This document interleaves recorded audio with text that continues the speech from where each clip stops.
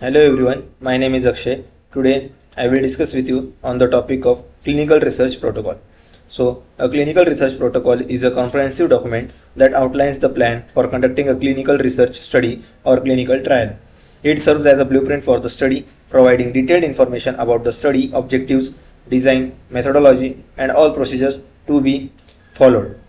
There are some important or typical components included in clinical research protocol, that are title and identification information, the study's title, protocol number, version and date, then background and rationale, a summary of the scientific or medical background that justifies the need for the study, then study objectives, clear specific statements outlining the primary and secondary objectives of the research, study design, detailed information on the study design including whether it's a randomized clinical control trial or observational study or any other type of research design.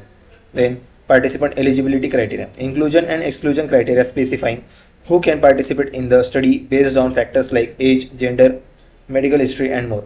Study interventions, description of the investigational product if applicable and the treatments or intervention plan for participants. Then study procedures, a step-by-step description of all the study related procedures, assessments and data collection methods. Randomization and blinding, if applicable, details on the randomization process and whether the study is single blinded, double blinded or open label. Then safety monitoring plans, safety monitoring plans for monitoring and reporting adverse events and serious adverse events, as well as the management of participant safety. Then data collection and analysis, explanation of how data will be collected, analyzed and interpreted including statistical methods. Ethics and informed consent, information on ethical considerations including obtaining informed consent from participants and approvals from the ethics committees or institutional review boards. Study timelines, a timeline specifying the duration of the study including recruitment, follow-up and data analysis periods. Study organization, details about the roles and responsibilities of study staff including the principal investigator and study coordinators. Data and safety monitoring plan, information on data monitoring committees and procedures for monitoring study progress and safety.